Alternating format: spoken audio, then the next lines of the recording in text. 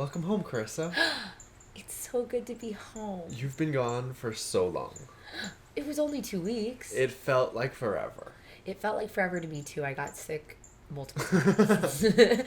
I'm home. You're home. And let's debrief. Let's do it. I can't wait to hear about everything that went on. Yeah, for all of you listening, me and Alex haven't had a chance to debrief about these experiences that I've been on, so we just decided to set up the camera. Let's do it. So this is part 1 of a 2-part? Carissa Adventure Debrief? I don't know. Yeah. Part 1. So maybe we just talk about... So me and Alex went to a wedding. Nice. And then I went to Washington D.C. for Lobby Day with World Wildlife Fund. And then I went to Aspen Ideas Climate as part of the Aspen Future Leaders cohort in Miami Beach, Florida, and then stayed for the Aspen Ideas Climate Conference. And then I went home.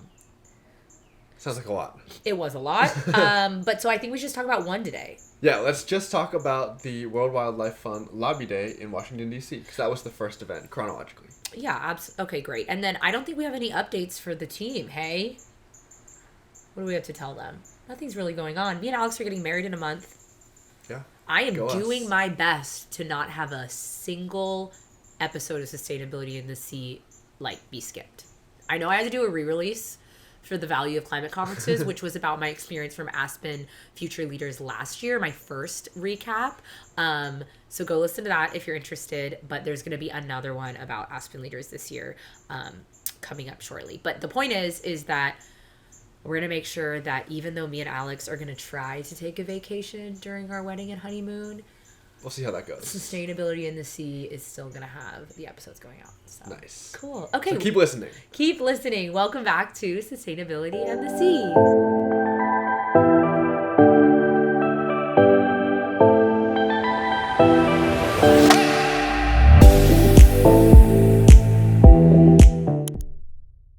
Well, welcome back, Carissa. We're back on our couch. Our living room studio. The birds in the background. I like it. I think it adds a dimension to it. For sure. Yeah. So. First time in D.C. it was. Yeah, how was that? Have you been to D.C. I've never before? been to D.C. If any FutureSwellies have been to D.C., let me know. Or if you live there. Yeah, it's super cool. Comment on Spotify. I was I don't know. Okay, wait. Unrelated. Do you guys ever go somewhere and you're like, this is who I would be if I lived here? I was there for literally 3 days, and I was like, the version of me that lives in DC would be like this, and just so silly. So silly. Anyway, okay. Yeah, I made it. So, why did you go to DC? Okay, so I am a World Wildlife Fund ambassador, which is incredible, and You're a panda. I'm a panda. So let's give some background to World Wildlife Fund for people who don't know. Mm-hmm. Do you guys know what World Wildlife Fund is? They're one of the top 3 conservation organizations in the world. They work internationally. They've been doing this for 50 years. They started dealing with endangered species, but now they work in so many different areas. Yeah. They do a lot of and also a lot of the international NGOs like World Wildlife, like CI and TNC. Mm-hmm. They do a lot of community-based work now, which is awesome. Or they just super important. Support the community orgs on the ground. So what do you know about World Wildlife Fund? I feel like I know them based on their panda, their logo. Yeah. That's number 1. Iconic. I remember growing up as a kid and they had the commercials where it's if you donate you get all this cool panda swag, bookmarks and all I just got stuff. some of that swag. Oh, perfect. Wow, full circle. Finally get it. You're right, they did have those commercials. My parents wouldn't let me donate, so. Oh my gosh, I'm pretty sure I'm giving money still. Yeah, so they have been around forever. Mm-hmm. And so I learned when I was there that they started doing a lobby day 6 years ago, which is where they fly out World Wildlife Fund ambassadors or supporters or members from around the nation to meet with your senators and representatives in Congress about World Wildlife Fund priorities. But you're there on behalf of WWF. Yeah. So, and you're speaking to your individual legislator, correct? Yeah. So you talk to the Hawaii legislator. And that's the whole point, is that for those of you that I'm still learning all of this, because at this point I've only really dealt with state legislation and lobbying, and I've learned really quickly that Hawaii lobbying is totally different than other states. Like in other states, like you might not even be able to go into your Capitol building without a meeting. Wow. Like this is just like an open building. We had like a rager there on Friday for Ocean Day. So like it was just I feel very lucky to be here and serving communities here. But so it's the same thing there. Like you can go into the building and there's like security measures, things like that, but you do need to have a meeting to meet with these people. And sometimes you're not meeting. Sometimes you're meeting with the member, the senator, the representative. Sometimes you're meeting with their staff. What They're is really the building busy. called? The Capitol. Wow. You went to the nation's capital. The nation's capital. So we've got the capital of the nation, Washington D.C. in the District of Columbia, and then in there we've got the Capitol building. Cool. There were buildings everywhere too. Like I saw the Washington State Monument. All the museums are free there. That's super cool. I know I was trying to go to the Smithsonian, but then it was closed. It was like, the dagger. I want to go back. We'll have to go back and actually do a museum only trip. My best friend lives there, so we'll be back now. Perfect. Yeah. But everything's open, and so World Wildlife Fund had so much preparation going into this. It was incredible. So they flew everybody out. They coordinated all of the meetings, and then there was a training day. So they invited me to join, and they've been doing this for 6 years. And this year was the first year that was focused specifically on plastic pollution. Oh, cool. So the idea is that, and I think, and I might be oversimplifying this, but pretty much you've got members of Congress, right? You've got senators and representatives.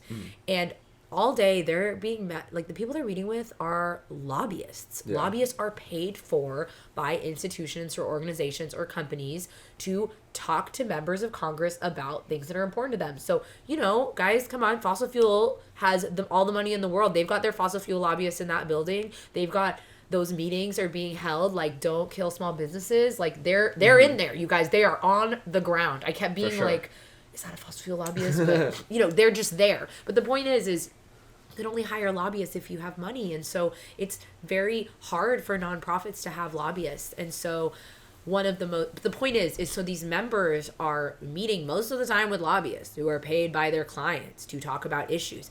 It's very rare, or it's at least more rare, to be meeting with your actual constituent, your actual person. I bet it's refreshing for them. It is. It's actually, I learned they're the most excited to meet with constituents, which gives you, as a constituent, a person from the district that the representative or senator represents, like a lot of power. Like they're like, wow, these are the people we're representing. Like what's important to them, instead of like what's important to this lobbyist who's based in D.C. and might not even be from Hawaii. Like all those things. Yeah, who's paid to say a certain thing. Exactly. Yeah. And so it's a little less. I used to think all of this was a bit more insidious. It's really just, this is how it works. So, Okay. So there are plastic pollution priorities. We flew in. World Wildlife Fund has a beautiful headquarters building. Oh my gosh. Their building was beautiful, and they own it, and it was white, and there was a giant panda, and it's like in the thick of it all, and it was gorgeous and walking distance, and it was beautiful. And so they invited me to speak on a panel for training day. Cool. And what was the training day? Like, what are you training on? So we all arrived, and then we go to the World Wildlife Fund headquarters, and we get trained up on, the importance of lobby day, how to be effective in your lobbying. Oh, nice. WWF's plastic priorities that we were going to be talking about. Okay. There's a panel and lunch, and then we strategize, what our spiel is going to be. Yeah. And you guys, like I said, I've only worked in state, and there were a lot of priorities and asks that WWF wanted us to prioritize. And, if we had all the time in the world, we would talk about all of them, but we really needed to find one that was connected to our story.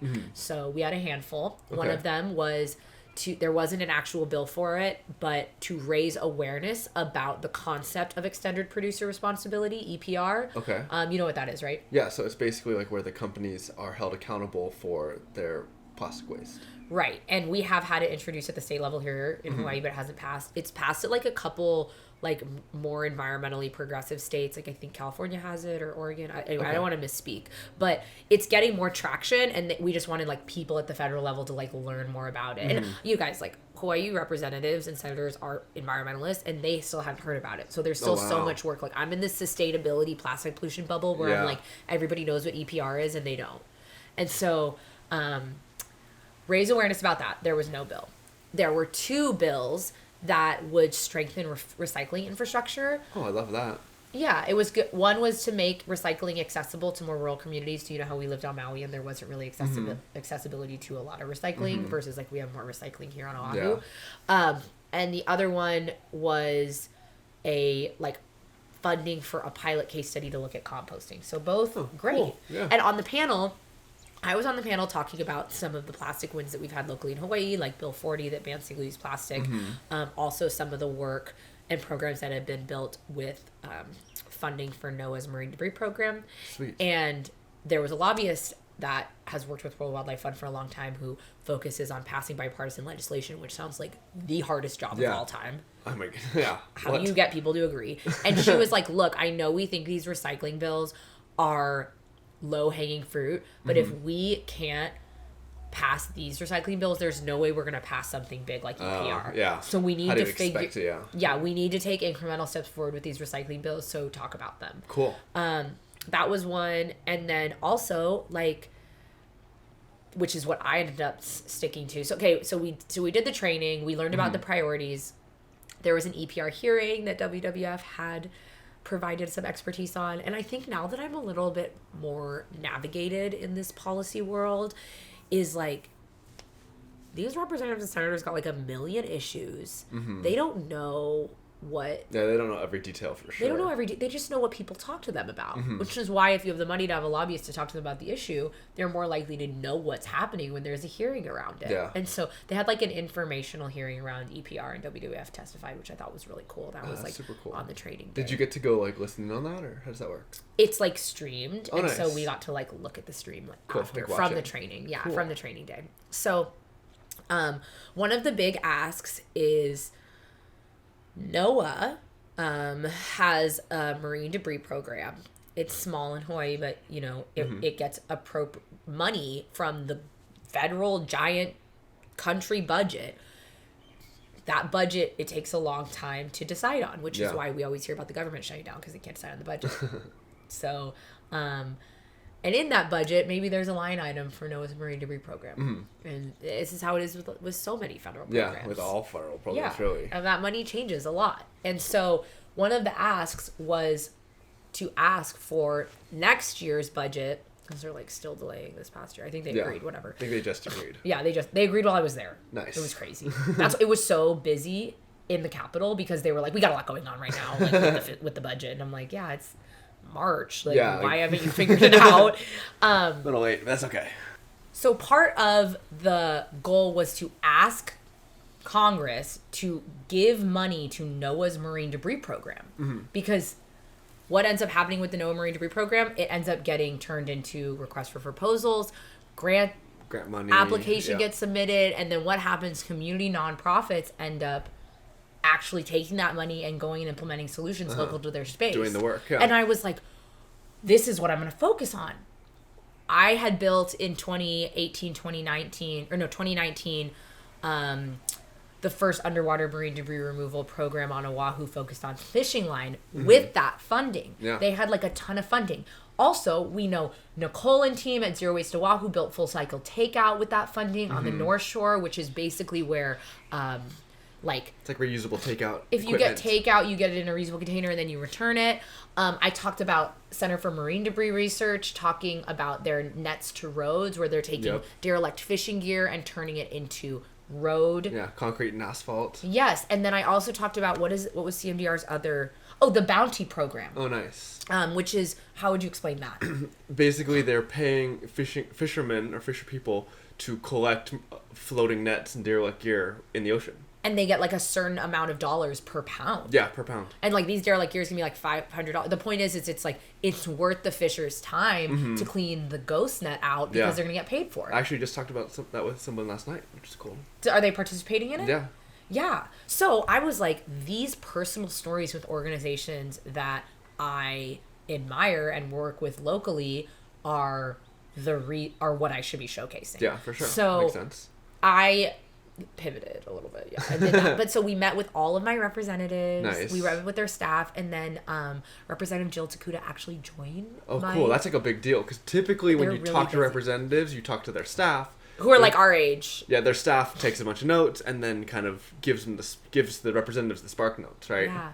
But, you guys, okay, I was on a team. So it was me, a WWF staff member, and then Jamie, a new friend who is from Florida, and we were like the coastal crew. Nice. And so we would go from like a meeting with a Hawaii member staff to like a meeting with Florida, and they were a little bit different, I bet. They were kind of different, but there were some really big takeaways. Okay. Like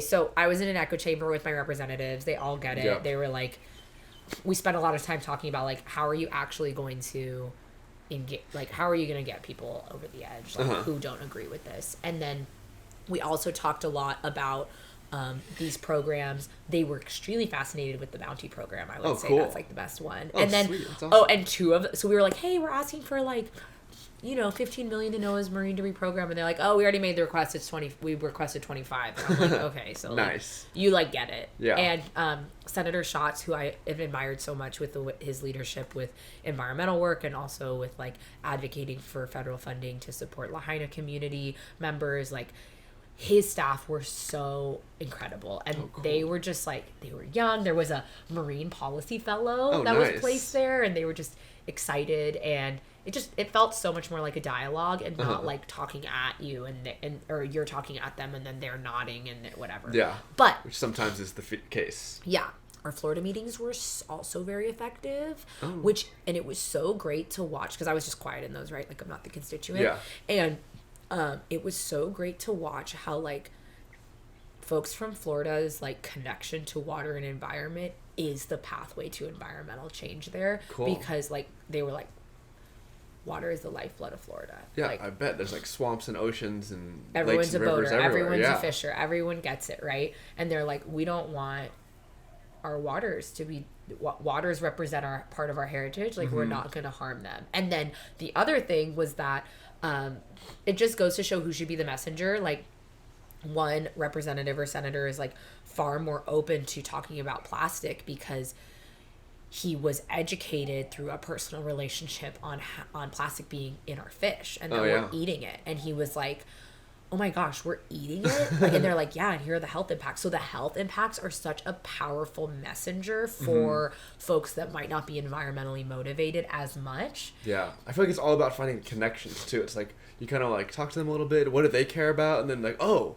I'm going to relate that to plastic or whatever your goal is. And we'll talk about this in the Aspen Ideas episode, but they were saying that like 85% of people believe climate change is a threat to them. Okay. So instead of focusing on the 15%, like there's no need to focus on that. Instead, you should just focus on how climate action will actually benefit them. And I really believe that now, because it's like, you don't need people to understand the science. You just need them to know that, like, they might have a lower electricity bill if they switch to solar. Like, do you know what I mean? Yeah.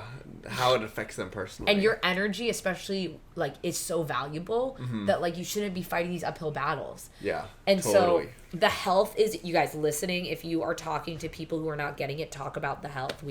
We're eating 1 credit card of plastic a week. It's in breast milk. It's in our placentas. It's in our bloodstreams. We're eating it in fish. It's being linked to adverse effects of our health associated with our endocrine system and our hormones. It can be linked to reproductive issues. Like, I'm sorry, but the reproductive method is such a good talking point. Yeah.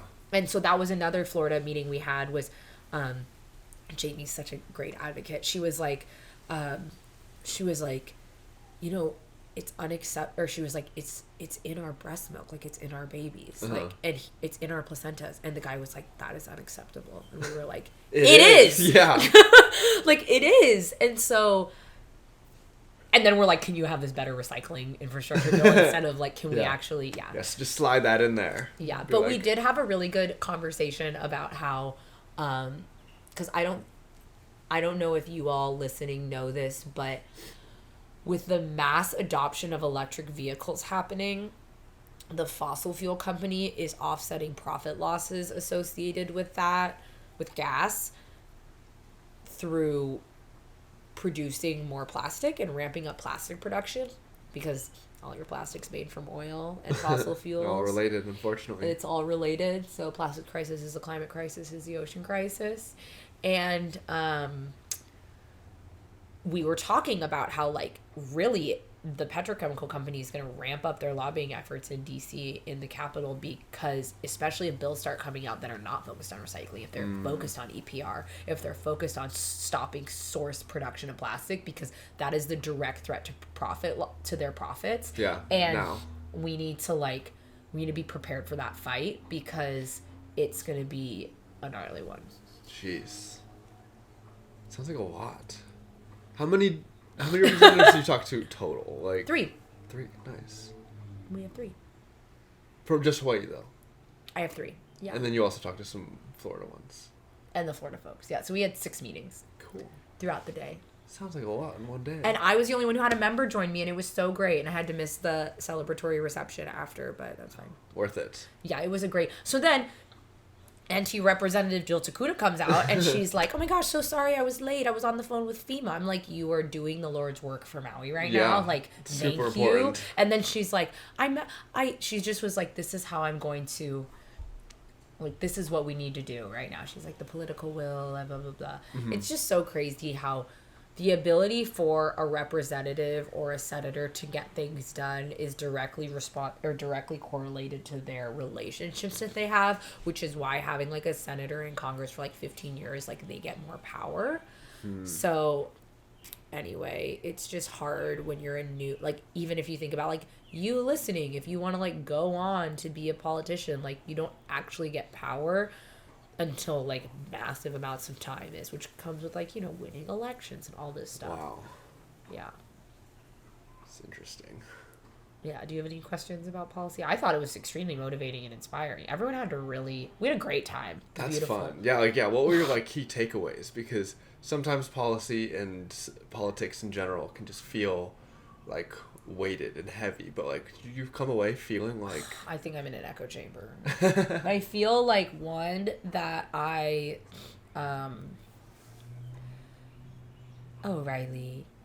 my first takeaway is that lobby days are extremely important. Do they have like multiple a year, or how does that work? Yeah, like Surfrider has a lobby day. So each organization has their own? If you have the resources and funds, like, cool. It's not always that common. Or, like, there's, like, a healthcare lobby day, and, like... Sweet. You know, you wear your shirts and you're noticed and stuff like that.